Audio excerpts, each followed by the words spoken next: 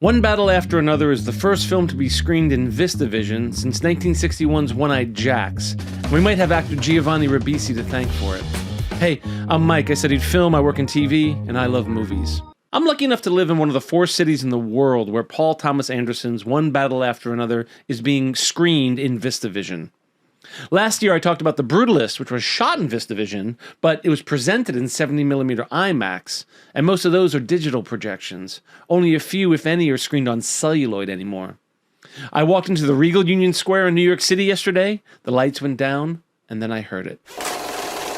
I had forgotten how much I missed that sound. So what is VistaVision?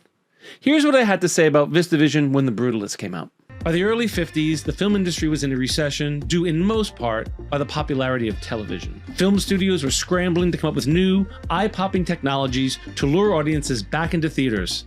Sound familiar? By 1953, 20th Century Fox had begun shooting their films in CinemaScope. CinemaScope used a special lens to compress an image that was 2.5 times wide as it was tall onto 35mm film stock. It also used a special lens to project that image onto a curved screen. CinemaScope was characteristically narrow and wide. While providing a beautiful wide image, theaters that presented films in CinemaScope would experience warping around the edges and forfeit seats that wouldn't be able to comfortably see such a wide screen. Remember, this was the era of Academy 35 aspect ratio. Theaters were set up to project a square frame. CinemaScope required theaters to change the shape of their screen and remove seats that wouldn't have a good view. VistaVision was Paramount's response to CinemaScope. Rather than pull the 35mm film past the lens vertically, as cameras typically do, VistaVision cameras pulled the film past the lens horizontally. This allowed for a larger, higher resolution image to be captured on the same 35mm film stock. Typical 35mm film shot vertically uses 4 sprocket holes of film per frame. By turning the film horizontally, the camera is able to capture an image that's 8 sprocket holes wide and produce a negative nearly double the size of traditional 35mm, while still maintaining the 35mm format. Here's a photo of the VistaVision camera used on The Brutalist. See how the mag is horizontal? We're used to that mag being attached vertically. The VistaVision negative contained nearly twice as much information and produced a much clearer print. And best of all, its aspect ratio was somewhere around 1.5 to 1, meaning theaters wouldn't have to reconfigure their screens and seating options to accommodate the film. Paramount technicians initially called VistaVision Lazy 8. Lazy for the horizontal film path and 8 for the 8 sprocket holes it used. At the time, Paramount's marketing team made digs at CinemaScope as uncomfortably wide, and their VistaVision process would emphasize that height is just as important as width.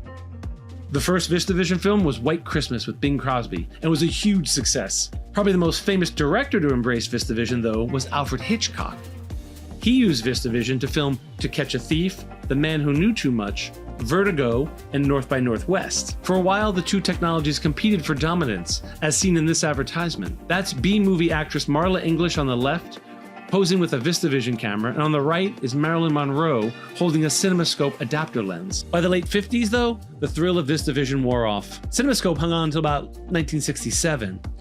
Both technologies eventually gave way to Panavision cameras and Eastman color film stock, which took hold of Hollywood and eventually became the industry standard until the digital era. But VistaVision wasn't forgotten. Because of its high resolution, the camera technology was revived by special effect houses, specifically one that would go on to become Industrial Light and Magic. That's right, VistaVision was used for all the special effects for Star Wars. VistaVision remained the standard camera technology for special effects photography for the next 2 decades. But there was one problem. The last VistaVision camera was built 25 years ago. If you had a keen eye during the credits of One Battle After Another, Paul Thomas Anderson credits actor Giovianni Ribissi, and you might say, hey, I didn't see Ribissi in the film. And you'd be right. In what Ribissi calls a midlife crisis, he started learning cinematography and restoring old cameras, including VistaVision rigs. Ribissi lent Paul Thomas Anderson his VistaVision rig for One Battle After Another.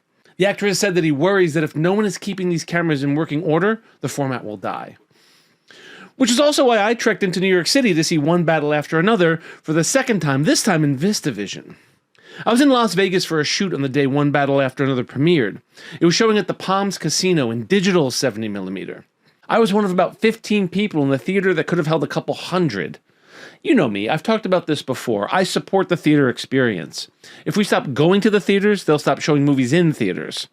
Once I got home and thought about it, I I had to go back and see it again, not just because it's a great film, it is, but because I wanted to see it in celluloid and in its native VistaVision format.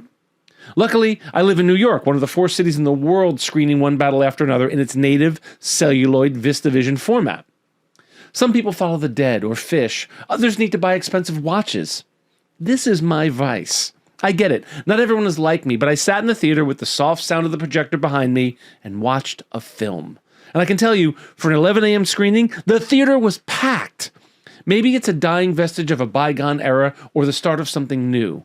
I'm hoping it's the latter. Either way, I'm glad I went. I have another video where I discuss one battle after another thematically, and we talk about spoilers, so if you've seen the film, go check that video out. I'd love to read your comments about one battle after another and VistaVision in the comments below. As always, film is about community. I'm Mike, and I love movies.